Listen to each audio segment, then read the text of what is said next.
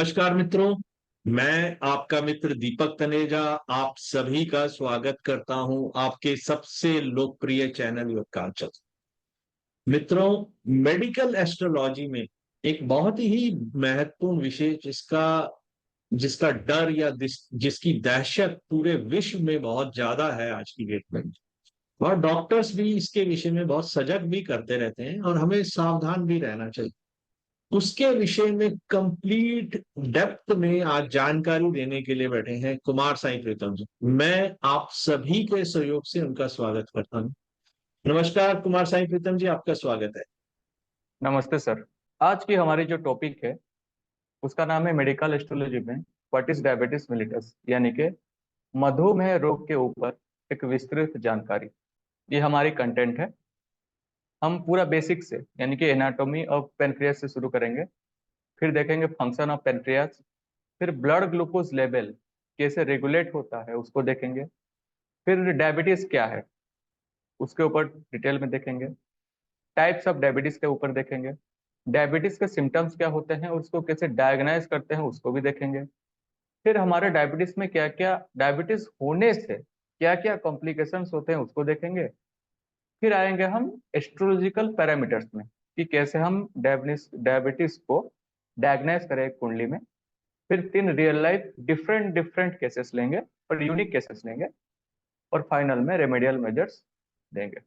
तो चलिए शुरू करते हैं एनाटोमी ऑफ पेनक्रियास से। देखिए, पेनक्रियास की पहले लोकेशन कहाँ पे है।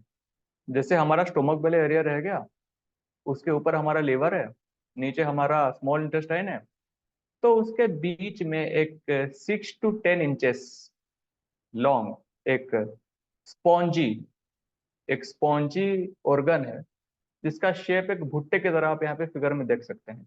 या फिर अगर उसको दूसरे शेप में कोई इमेजिन करेगा तो एक एक्सटेंडेड फिश की तरह दिखेगा, उसको हम पैनक्रियास बोलते हैं।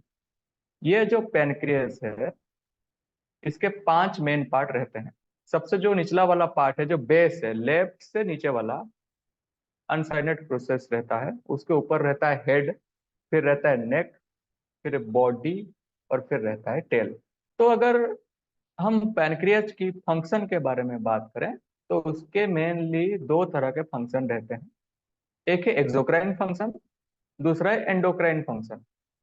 अभी एक्सोक्राइन फंक्शन क्या है, देखिए, अगर आप फिगर को देखेंगे तो ये जो मछली के शेप टाइप का या फिर भुट्टे के टाइप का जो पोर्शन है, हमारा जो पैनक्रियाज है, उसके बीच में से, जैसे अगर हम पेड़ की एक टहनी को देखेंगे, वहां से जैसे पत्ते निकले हुए होते हैं, वैसे इसके बीच में से एक पेड़ की टहनी की तरह एक लाइन गया है, देखिए सीधा सा, जो ड्यूडोडेनम से कनेक्ट हुआ है, जो हमारा first part of small intestine है।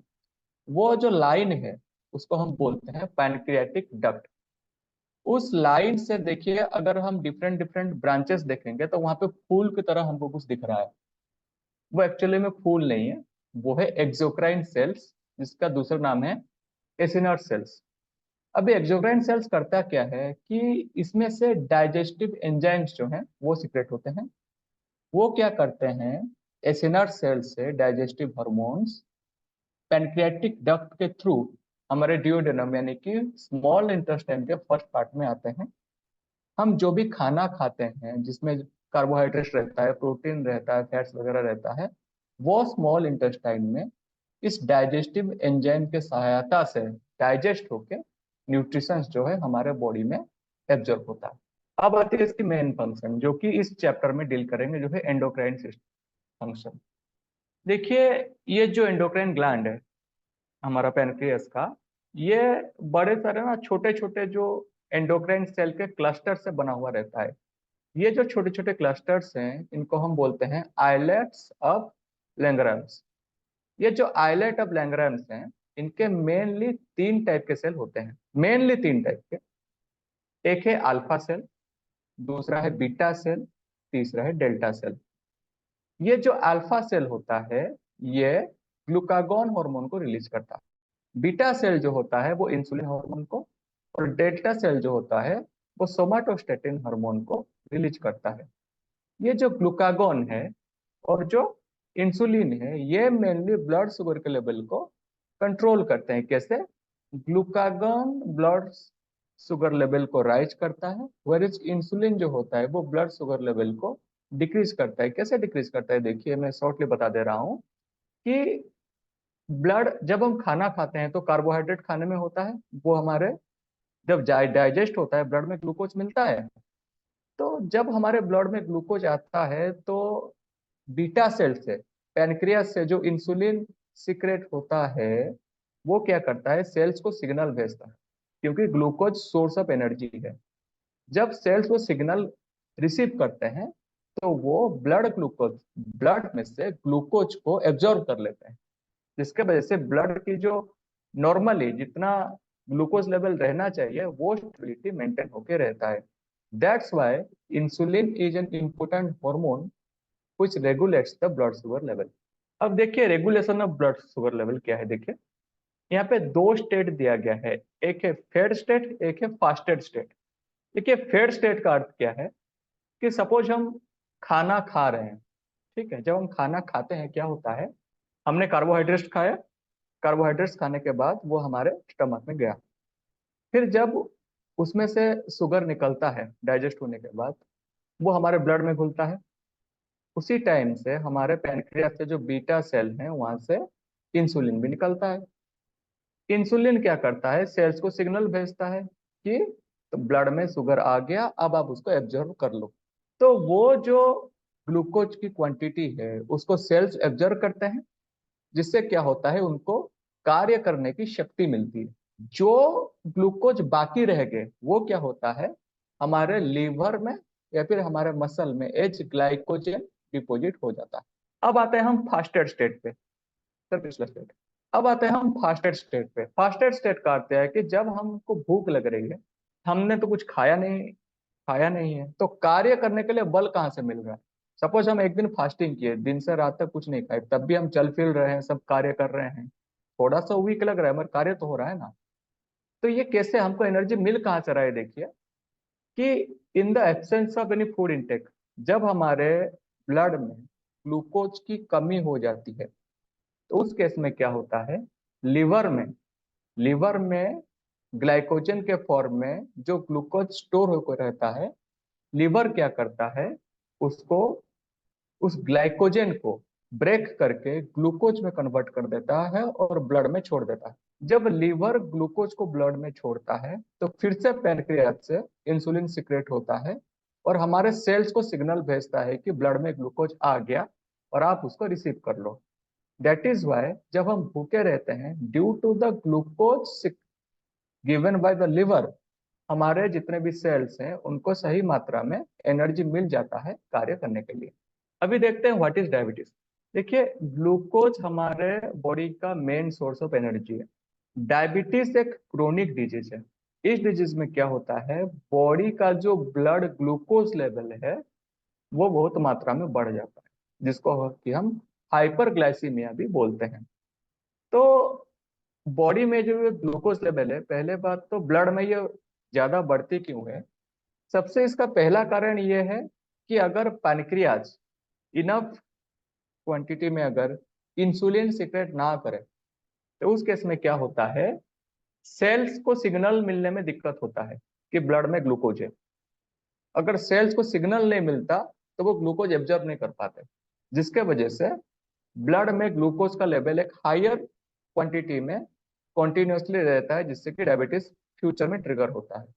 दूसरी बात यह है कि सपोज हमारा जो पैनक्रियाज है उसके बीटा सेल है, इंसुलिन छोड़ रहे हैं, बट हमारे जो इंसुलिन के रिसेप्टर हैं सेल्स में वो अच्छे से काम नहीं कर रहे हैं। इसको बोलते हैं इंसुलिन रेजिस्टेंट। जब कोई सेल इंसुलिन रेजिस्टेंट बन जाता है तो इंसुलिन होने के बावजूद भी वो उस क्वांटिटी के इंसुलिन को सेंस नहीं कर पाता। अगर इंसुलिन को वो सेंस नहीं कर पाएगा तो उसको सिग्नल ही नहीं मिलेगा कि ब्लड में ग्लूकोज है, जिसके वजह से ग्लूकोज एब्जॉर्ब नहीं हो पाता है सेल्स के थ्रू, ब्लड में ही रह जाता है, तो हमारी शुगर लेवल बढ़ जाती है। अब ये जो डायबिटीज है वो मेजरली दो तरह के होते हैं, एक है टाइप 1 डायबिटीज, दूसरा है टाइप 2 डायबिटीज। सबसे पहले देखिए टाइप 1 डायबिटीज क्या है। टाइप 1 डायबिटीज में जानने से पहले एक चीज को समझिए कि ऑटो इम्यून डिजीज किसको बोलते हैं। देखिए हमारे व्हाइट ब्लड सेल्स हैं, उनमें टी सेल्स हैं, जब बाहर से हमारे अंदर कोई भी वायरस या फिर पैथोजन अटैक करता है किसी भी सेल्स को, तो टी सेल्स क्या करते हैं, वो एक किलर सेल की तरह काम करते हैं और वायरस या फिर दूसरे कोई पैथोजन को वो डिस्ट्रॉय कर देते हैं। ऑटो इम्यून डिजीज एक कंडीशन है जिसमें जो टी सेल होता है वो बॉडी के अच्छे सेल को अपनी शत्रु मानता है। इससे क्या होता है, एक सही ऑर्गन जो अच्छा खासा फंक्शन कर रहे हैं उसके सेल्स, ये टी सेल्स जाके उस अच्छे सेल्स को समाप्त कर देते हैं, उनके विरुद्ध एक्ट करते हैं, जिसके वजह से वो सेल डैमेज होता है। टाइप 1 डायबिटीज में क्या होता है, ये एक ऑटो इम्यून डिजीज है। इसमें क्या होता है, व्हाइट ब्लड सेल के जो टी सेल्स हैं वो पैनक्रियाज के बीटा सेल्स को डिस्ट्रॉय करने लगते हैं। जब पैनक्रियाज के बीटा सेल्स डिस्ट्रॉय होते हैं तो इंसुलिन की प्रोडक्शन रुक जाती है।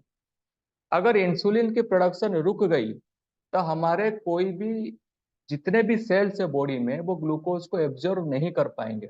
अगर ग्लूकोज को एब्जॉर्ब नहीं कर पाएंगे तो सारे के सारे ऑर्गन वीक पड़ जाएंगे और ultimately it will lead into multiple organ failure.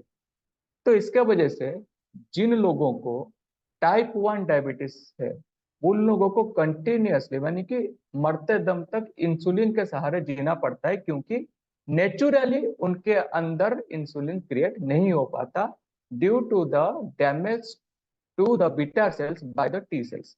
अब देखते हैं टाइप 2 डायबिटीज क्या है। देखिए, टाइप 2 डायबिटीज होने का मेन रीजन है रेजिस्टेंट टू इंसुलिन। ठीक है, ये कैसे होता है कि हमारे हर एक सेल के ऊपर इंसुलिन रिसेप्टर रहता है।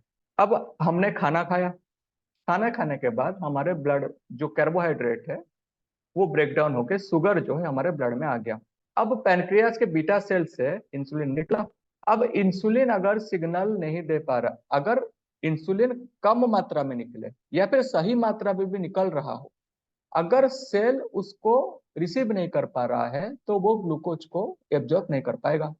तो उस केस में पेनक्रियाज क्या करता है, वो थोड़ा ज्यादा अमाउंट में इंसुलिन जो है उसको छोड़ने लगता है। इंसुलिन एक्चुअली नॉर्मली छोड़ा जाता है, but in the absence of any sensitivity वो क्या करता है, कुछ ज्यादा परिमाण में इंसुलिन को छोड़ देता है।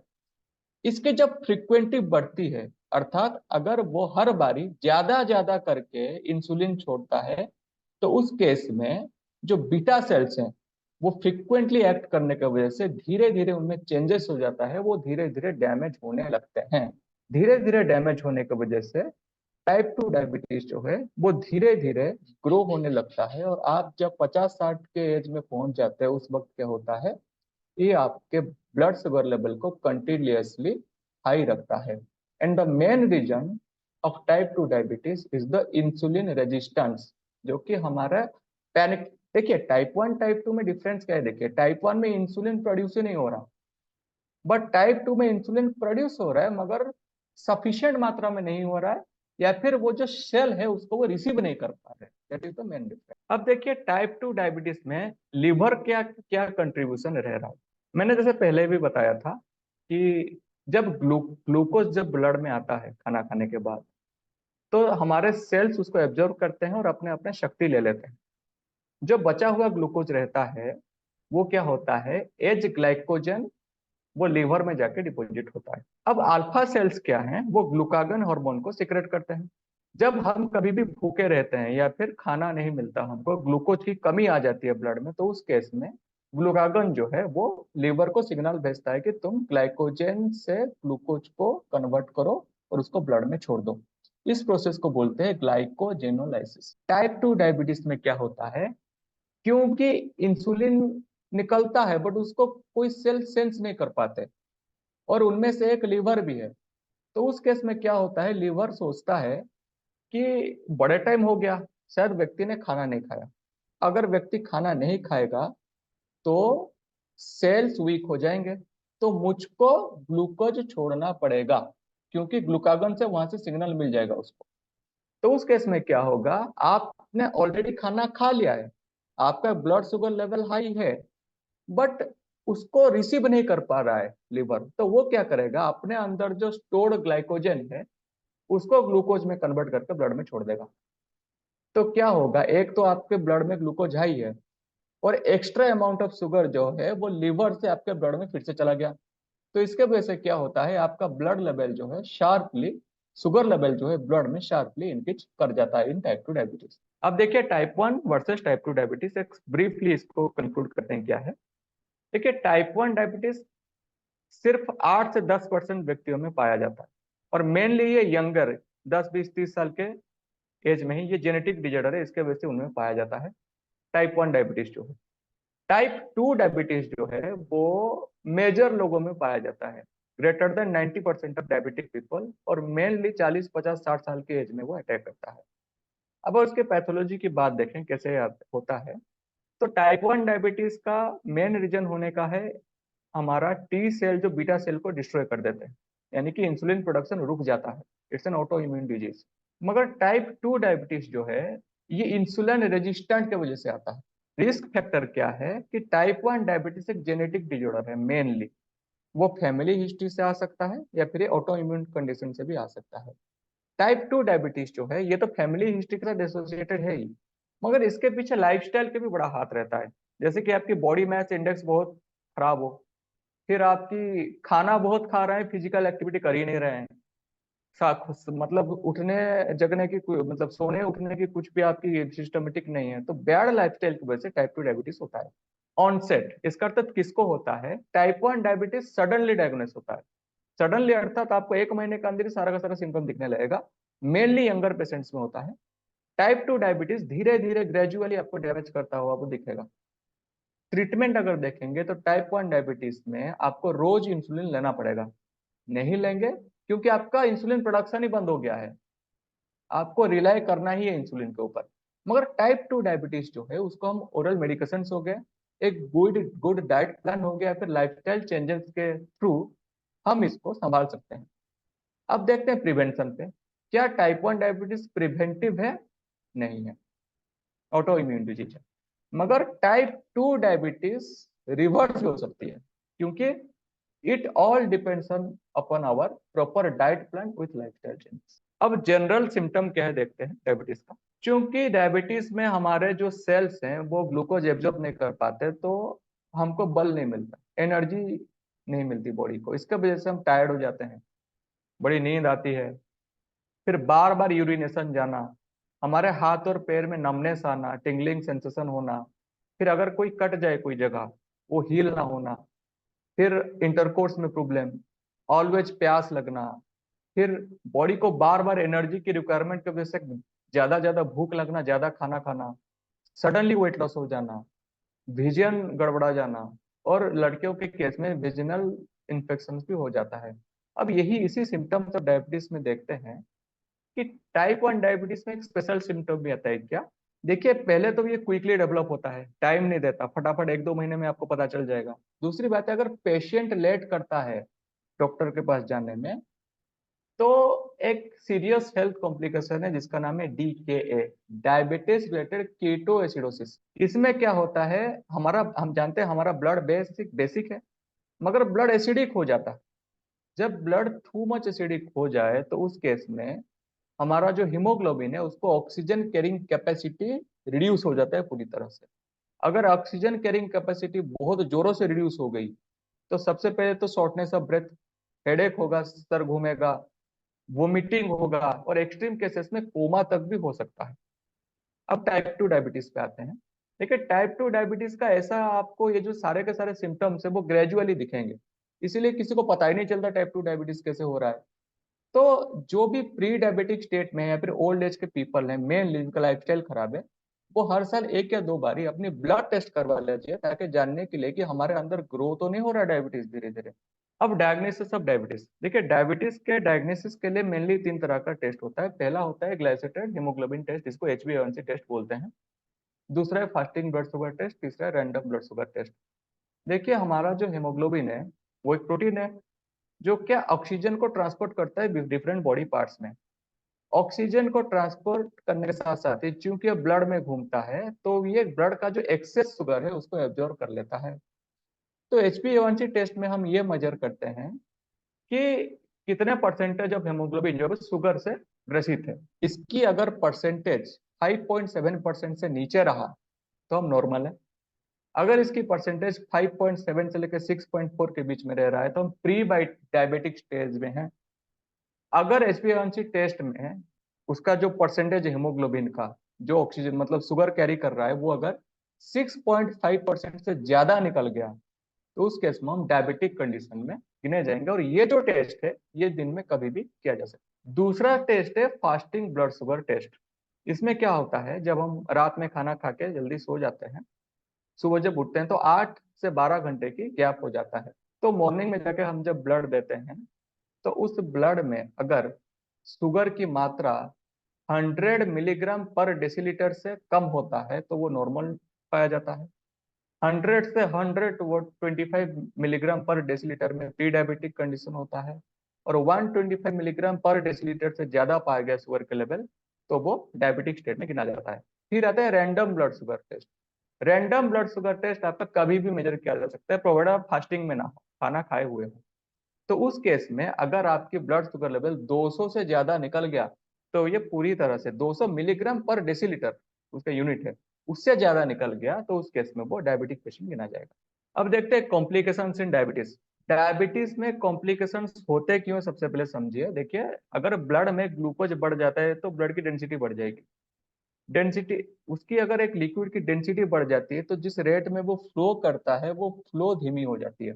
अगर जरूरत से ज्यादा ग्लूकोज लेवल बढ़ जाए तो जरूरत से ज्यादा वो थिकनेस के वजह से ब्लड में वो क्या करता है, ब्लड वेसल्स धमनियां जो है उनमें वो प्रेशर डेवलप कर देता है।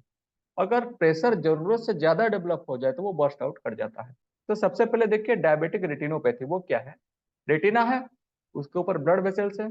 अगर जरूरत से ज्यादा ब्लड थिक हो जाए तो वो क्या करता है, प्रेशर इंपोज करता है रेटिना पे। अगर एक्सेसिवली हो जाए तो वो ब्लड वेसल फट जाते हैं जिसके वजह से आप कंप्लीटली अंधा भी हो सकते हैं। क्योंकि डायबिटीज की वजह से हो रहा है, इसको डायबिटिक रेटिनोपैथी बोलते हैं। दूसरा है डायबिटिक न्यूरोपैथी। देखिए, हमारे नर्व सेल्स है, जो न्यूरॉन्स है, न्यूरॉन्स न्यूट्रिशन लेते हैं। किसके थ्रू लेते हैं, ब्लड के थ्रू लेते हैं, क्योंकि ब्लड में ही सारे न्यूट्रिशन हमारे अंदर जाते हैं। अगर ब्लड थिक हो जाए तो जो न्यूट्रिशन सही समय में पहुंचना चाहिए वो सही समय में पहुंच नहीं पाता। उसमें क्या होता है, जो नर्व सेल है वो धीरे धीरे वीक होने लगता है। अगर किसी पर्टिकुलर जगह का नर्व सेल पूरी तरह से वीक हो जाए तो वहां पे अगर चोट वोट लगे या कुछ भी हो जाए तो वहां पे अगर ब्लड नहीं जा पा रहा वो तो धीरे धीरे सड़ने लगता है। अगर धीरे धीरे वो सड़ने लगे तो बाद में वो एम्प्यूटेशन भी करवा सकते हैं, जो कि एग्जाम्पल चार्ट में बाद में हम देखेंगे। अब तीसरा है साइलेंट हार्ट अटैक। इसको साइलेंट हार्ट अटैक क्यों बोला जा रहा है, पहली बात तो जब ग्लूकोज की लेवल ज्यादा बढ़ जाता है तो वो अंदर वो प्लेग की फॉर्मेशन भी शुरू कर देता है साइमल्टेनियसली। तो जब हार्ट के जो हमारे धमनियां हैं उनमें अगर प्लेग फॉर्मेशन डिफरेंट जगह पे हो जा रहा है तो एक तो प्रेशर बढ़ गई। दूसरी बात है, क्योंकि हमारे न्यूरॉन्स को, नर्व सेल को न्यूट्रिशन मिल नहीं रहा। अगर हार्ट के अराउंड नर्व सेल को न्यूट्रिशन नहीं पहुंच पा रहा तो हमको हार्ट अटैक के सिम्टम पता नहीं चलते हैं। जिसके वजह से क्या होता है, देखे होंगे न्यूज में भी निकलता है, टीवी में भी देखते हैं कि बच्चा सपोज एग्जाम हॉल में बैठा है, एग्जाम देते देते गिर गया, मर गया। कोई खड़ा हुआ अचानक से उसको हार्ट अटैक आ गया, मर गया बिना किसी सिम्टम के। ये होता है due two diabetes only. Fourth में आता है डायबिटिक नेफ्रोपैथी। नेफ्रोलॉजी मतलब किडनी रिलेटेड स्टडी। अब ये डायबिटिक नेफ्रोपैथी में क्या होता है, देखिए किडनीज का काम क्या है, हमारे ब्लड या फिर हमारे जो भी वाटरी एलिमेंट है उसमें से गलत चीज को निकाल देना, फिल्टरेशन कर देना। अगर एक इसके जो फिल्टर्स होते हैं, अगर आपका एक थिक सब्सटेंस किडनी में घुसे, बहुत थिक है, वो क्या करता है, सबसे पहले फिल्टर को डैमेज करेगा। उसके छोटे छोटे जो फिल्टर होते हैं छोटे छोटे ब्लड वेसल्स को डैमेज करेगा, जिससे क्या होता है कि जो प्रोटीन जो है वो लीक होना होता है और वो हमारे यूरिनेशन में निकल जाता है बाहर। वो क्या होता है, किडनी डैमेज की शुरुआत होती है, जिसको डायबिटिक नेफ्रोपैथी भी बोलते हैं। तो these are the major complications that you may face if your diabetes is left untreated. हमको बेसिक आइडिया आ गया कि डायबिटीज क्या है। अब देखते हैं इसके एस्ट्रोलॉजिकल पैरामीटर, जो हमारी मेन टॉपिक है। सबसे पहले पैनक्रियाज। वर्गो साइन पैनक्रियाज को सिग्निफाई करता है। इंसुलिन सिक्रेशन हम वीनस से देखेंगे। शुगर और ग्लूकोज जो है, वीनस उसका नेचुरल कारक है। लीवर की जो फंक्शन है वो जुपिटर के अंडर आता है। आर्टेरियल ब्लड सर्कुलेशन वो भी जुपिटर के अंडर आता है। किसी भी तरह का फ्लक्चुएशन वो चंद्रमा देता है। इन्फ्लामेशन से किसी भी तरह का इंजुरी जो है वो मार्स से देखा जाएगा। क्रोनिक इलनेस जो है वो सैटर्न या फिर 8th हाउस से देखा जाएगा। मेलिग्नेंट डिजीज राहु से देखा जाएगा। अब देखते हैं some adverse combination for diabetes. सबसे पहला combination relation between Jupiter and Venus. अच्छा, जुपिटर एंड वीनस में रिलेशन होने से डायबिटीज होता क्यों है, इसके पीछे रीजन है आपका लीवर, और लीवर के अंदर जो ग्लाइकोजन है। क्योंकि जब कभी भी अननेसेसरीली ग्लाइकोजन ग्लूकोज में कन्वर्ट होकर लीवर उसको ब्लड में छोड़ता है, वो डायबिटीज को बढ़ा देता, शुगर लेवल को बहुत ज्यादा बढ़ा देता है जो ऑलरेडी बढ़ा हुआ है। This is the reason why in most of the chart you will find the relation between Jupiter and Venus. दूसरा है चंद्रमा का वीनस पर इन्फ्लुएंस। चंद्रमा के वीनस पर इन्फ्लुएंस में क्या होता है, देखिए इंसुलिन सिक्रेशन है वो वीनस, उसमें जो फ्लक्चुएशंस ला देता है वो चंद्रमा लाएगा। सटर्न की इन्फ्लुएंस ऑफ वीनस, देखिए Saturn diseases of chronic illness है, वीनस है शुगर, तो शुगर के रिलेटेड जो क्रोनिक इलनेस है वो शनि देने में सक्षम है। चौथा कॉम्बिनेशन है आपका वीनस का अष्टम भाव के साथ रिलेशन, डायरेक्ट प्लेसमेंट। उसमें क्या होता है, देखिए अष्टम भाव वैसे भी लॉन्ग टर्म पेनफुल इलनेस देने में सक्षम है, तो शुक्र के रिलेटेड पेनफुल इलनेस जो है वो अष्टम भाव देता है। फिर शुक्र का वर्गो साइन में आ जाना, देखिए शुक्र का अगर वर्गो साइन में आ जाता है तो उसके दुर्बल हो जाने की वजह से इंसुलिन सीक्रेशन भी उसके साथ घटने लगता है, जो कि बाद में टाइप 2 डायबिटीज क्रिएट करता है। सटन का वर्गो साइन में बैठ जाना, सटन अगर वर्गो साइन में बैठ जाता है तो मोस्ट प्रोबेबली वो टाइप 1 डायबिटीज देने में भी सक्षम है, क्योंकि वो पैनक्रियाज रिलेटेड कुछ गंभीर बीमारी दे सकता है।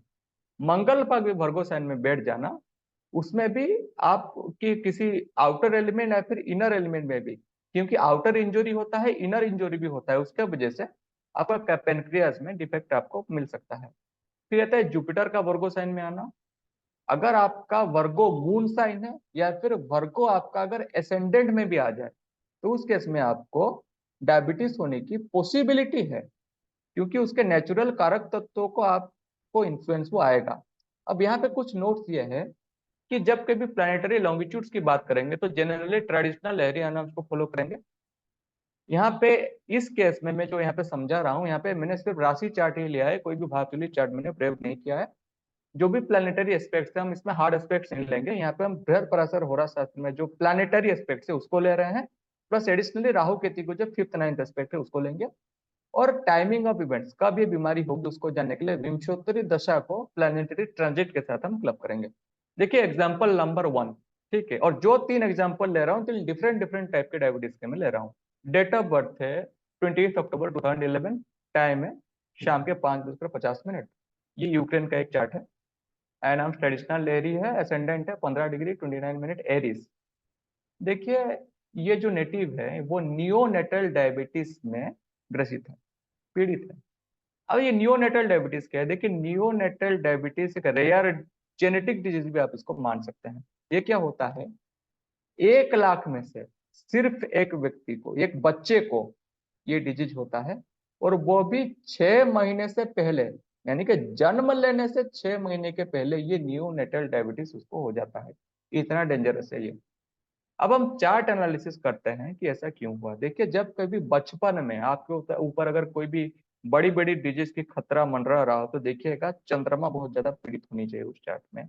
देखिए यहाँ पे चंद्रमा पहले तो नीच राशि में है, वो भी 3 डिग्री में प्योर डेबिलिटेशन होता है, ये 6 डिग्री में है, मतलब उसी पॉइंट के आसपास ही है, तो डेबिलिटेशन इफेक्ट ज्यादा है।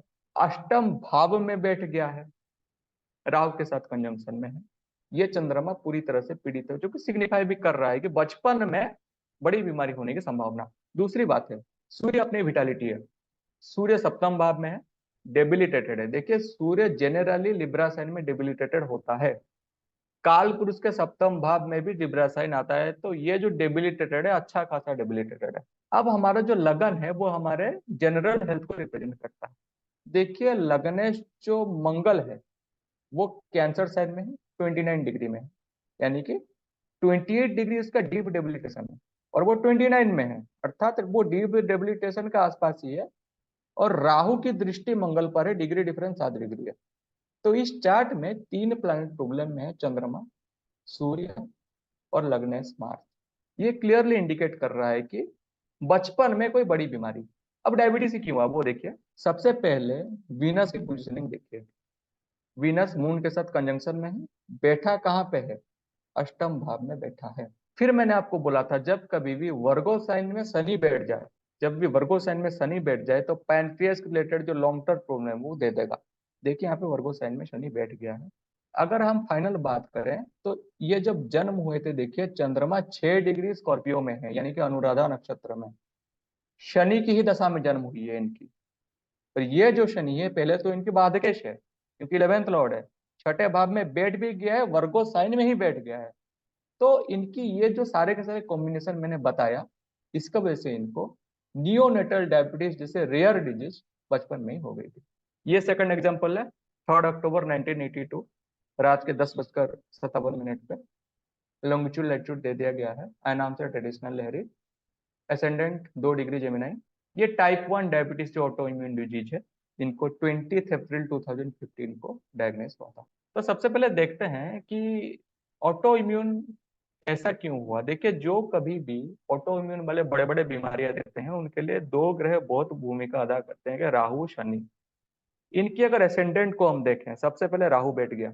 अब राहु तो बैठा है, मंगल इस चार्ट में मिथुन लगन के लिए 6th लॉर्ड है। इसकी अष्टम दृष्टि, क्योंकि मंगल की अष्टम दृष्टि सबसे खराब होता है, वही एसेंडेंट पे जा रहा है। शनि इसी मिथुन लगन के लिए 8th लॉर्ड है, उसी शनि की दसम दृष्टि वही लगन पे जा रहा है। इस व्यक्ति का जो लगन है, तीन तीन मैलेफिक से पीड़ित है, अच्छा खासा पीड़ित है, उनमें से दो 6th एंड 8th लॉर्ड है।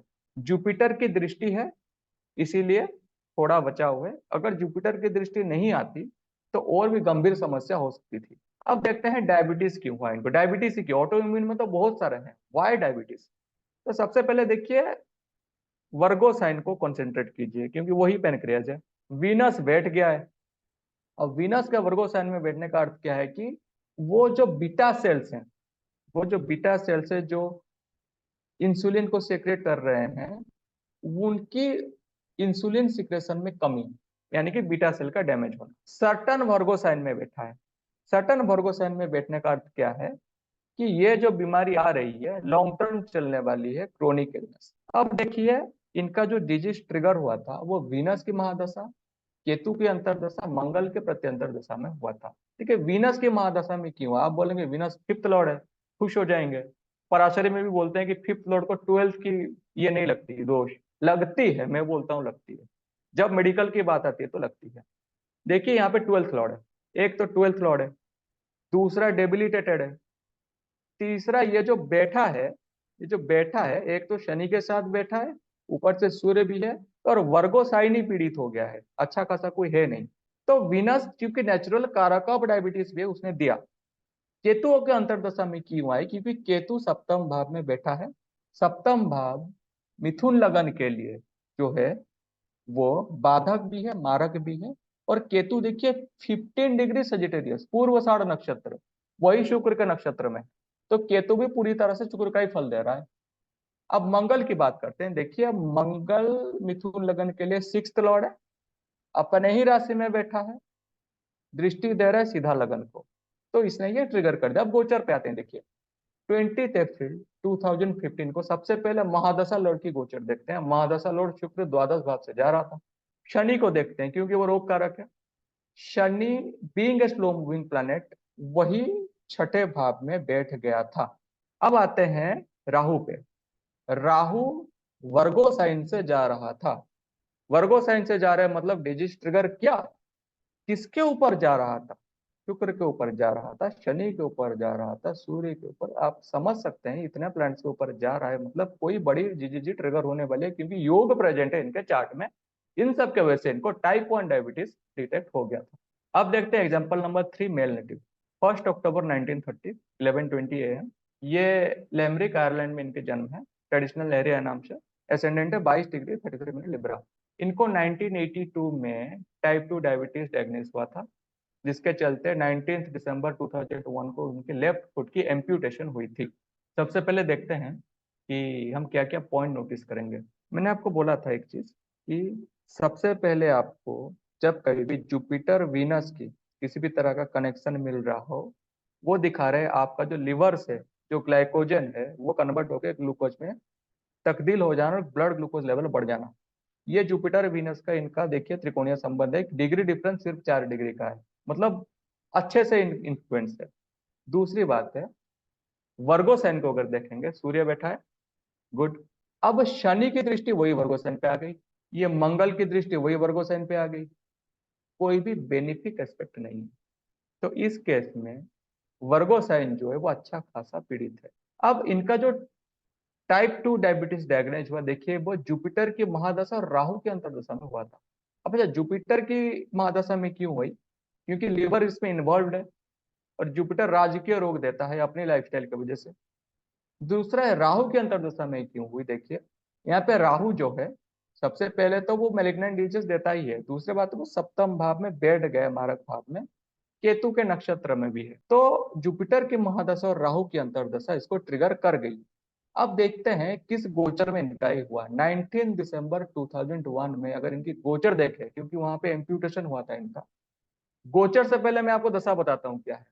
सैटर्न की महादशा, जुपिटर से अंतर्दशा, वीनस के प्रति अंतर्दशा, शनि की दशा में हुआ है। आप बोलेंगे लिब्रा लगन के लिए शनि योग कारक है, अगर योग कारक है तो इम्प्यूटेशन क्यों दिया?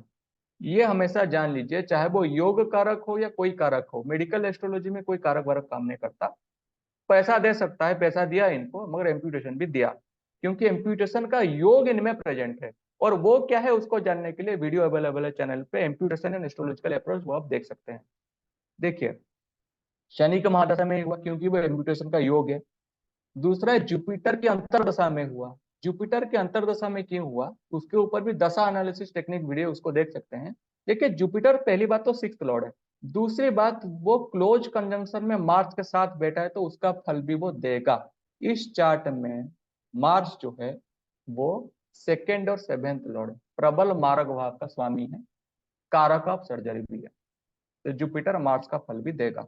अगर अब देखते हैं कि वीनस के प्रत्यंतर दिशा में हुआ है। फिर से अगर हम पराशरी ज्योतिष बोलेगा कि वीनस सब लग्नेश और अष्टमेश है, क्योंकि लग्नेश है तो अष्टमेश का दोष नहीं लगेगा, मैं बोलता हूँ लगेगा, लगा है इनको। देखिए वीनस 8th लॉर्ड का इनको योग लगा है। पहली बात तो 8th लॉर्ड बनने का इनको प्रॉब्लम है। दूसरी बात है बीइंग 8th लॉर्ड लगन में बैठा है, जुपिटर की दृष्टि है, तो जुपिटर का जो छठा भाव का फल है वो भी वो देगा। रोग के चल के इनका इम्प्यूटेशन हुआ है, एक्सीडेंट से नहीं हुआ है, रोग के चलते हुआ है, क्योंकि 6 और 8 भाव दोनों एक्टिवेटेड है। अब गोचर देखते हैं, चलिए।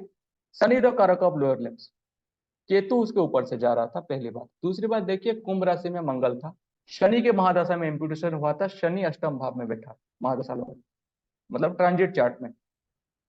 इसी शनि की 10वीं दृष्टि जा रहा है कुंभ राशि पे, राहु मिथुन राशि से देख रहा है वही कुंभ राशि पे, सारा का सारा इफेक्ट उसी पे डाल रहा है। जो कि कुंभ राशि क्या रिप्रेजेंट करता है, हमारे नी से नीचे वाला पार्ट, पांव तक का वो बीच वाला पार्ट। अब देखिए मिथुन राशि में नेटल चार्ट में जुपिटर मार्स बैठा है, ट्रांजिट चार्ट में जेमिनी साइन में तब राहु ट्रांजिट कर रहा था 19 दिसंबर 2001 को, जो राहु मार्स जुपिटर का कनेक्शन बन रहा था, जो कि प्रोब्लेमेटिक कनेक्शन है, सर्जिकल रिमूवल किसी भी पार्ट के लिए।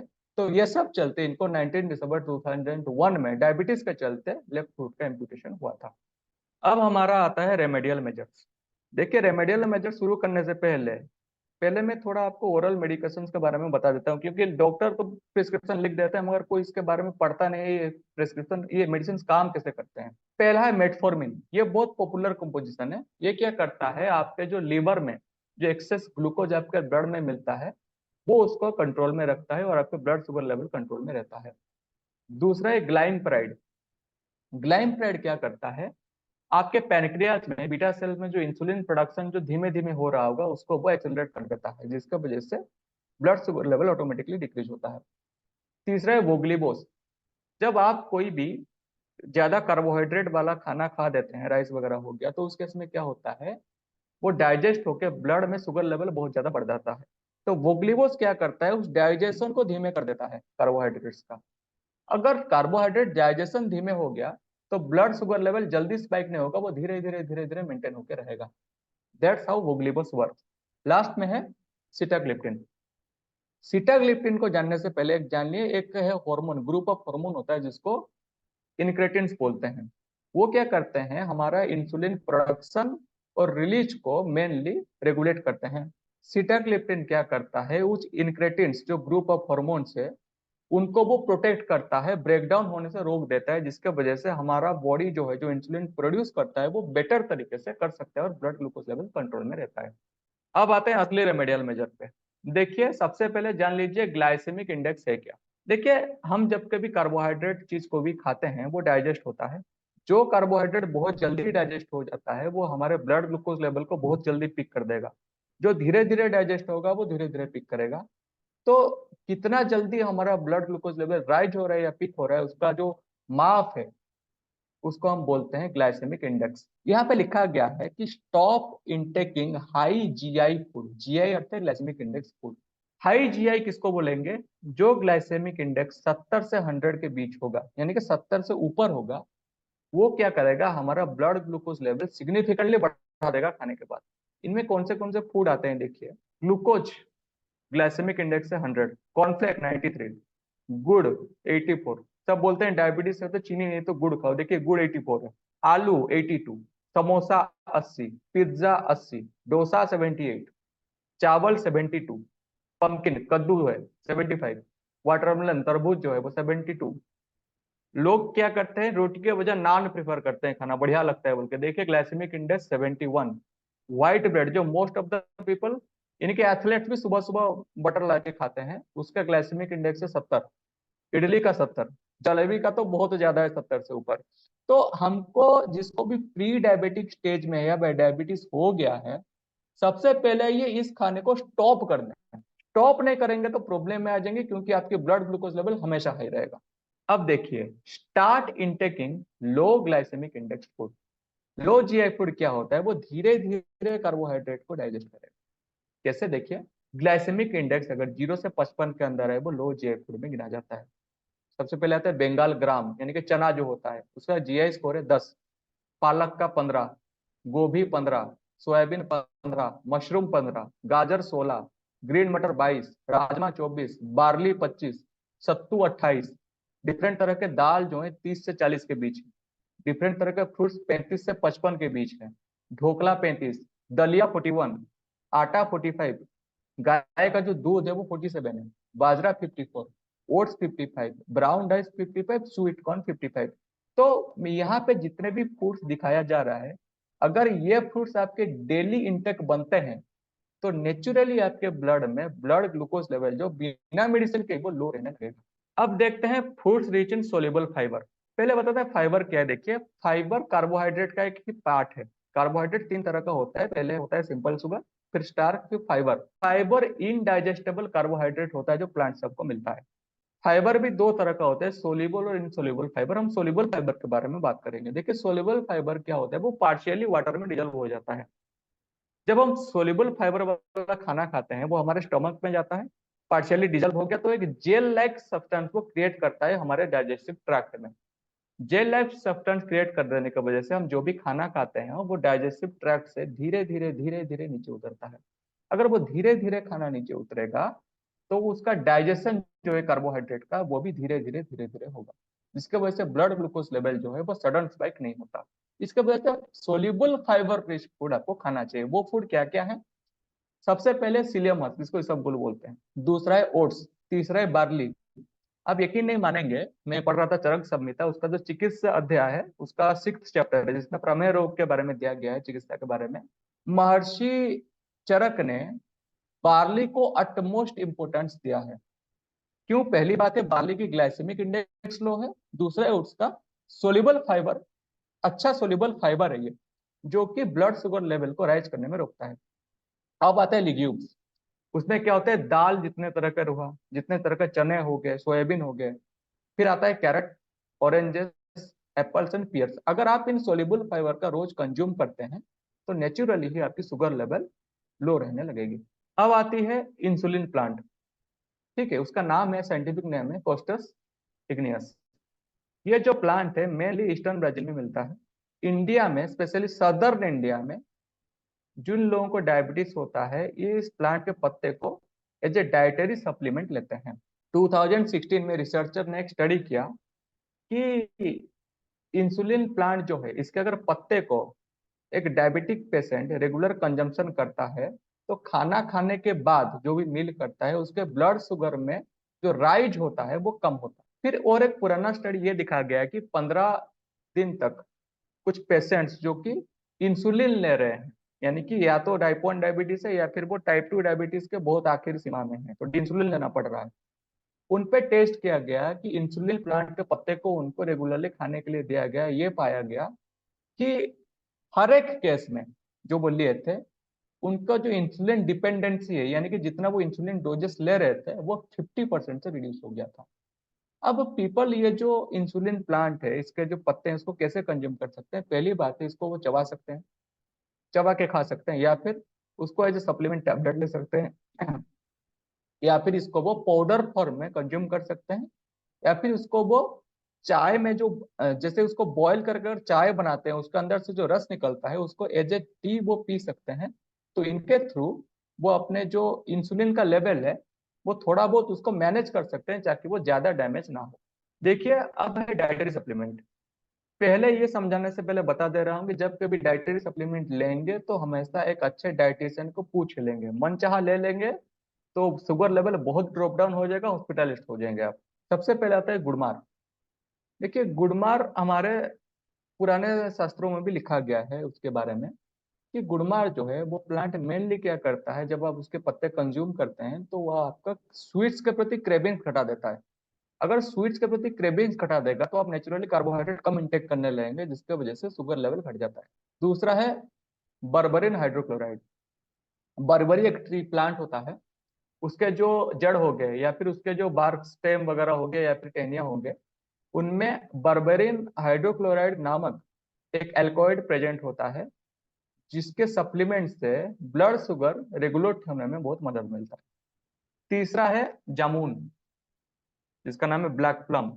ये क्या होता है, इसका जो बीज होता है वो अल्कालॉइड से रिच होता है जो कि हाइपोग्लाइसेमिक इफेक्ट यानी कि blood sugar up to 30% control करने की पावर रखती है। तो जो लोग जामुन के पाउडर का नित्य सेवन करते हैं एज पर द डाइटेशियन, उनका क्या है कि ब्लड शुगर लेवल में अप टू 30% रिडक्शन मिल सकता है।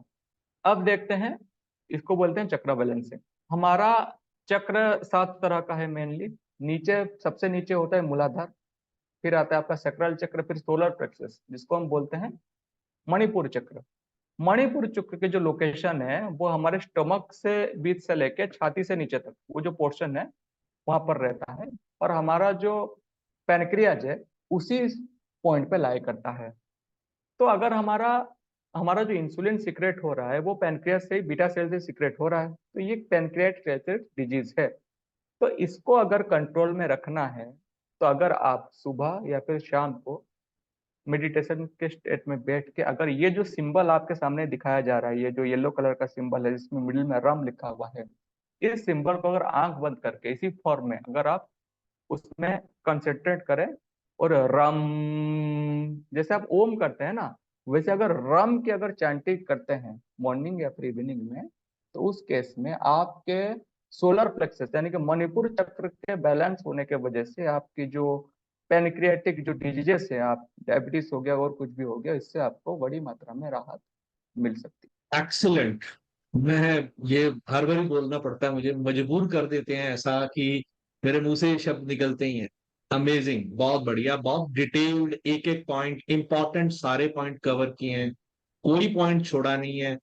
और मैं सिंपली कहूंगा प्राउड ऑफ यू, दिल से बहुत बहुत, मतलब love you and proud of you. मतलब मेरे को पूरा विश्वास है कि किसी एक दिन जो दुनिया में अगर कहीं हमारा नाम होगा तो उसमें आपका सहयोग, आपका योगदान बहुत बहुत बड़ा होगा। Proud of you, really hard working, बहुत ही अच्छा वीडियो, इतनी मेहनत, इतने अच्छे से एक एक पॉइंट को बताना, जड़ से एक चीज को शुरू करके उसको सही सिरे तक लाना। Excellent video, proud of you. Kumar एक बहुत अच्छे एस्ट्रोलॉजर भी हैं और एक बहुत अच्छे टीचर की टाइप में भी हैं। आप देख, टीचिंग तो अपने आप में उनकी देख ही ली, वो किस तरह से एक चीज को समझाते हैं। उनका मोबाइल नंबर यहाँ दिया होगा, आपको कोई बात करनी हो आप उनको डायरेक्टली बात कर सकते हैं। इसी के साथ आज के लिए बस इतना ही, फिर मिलते हैं एक नए विषय के साथ। नमस्कार, धन्यवाद।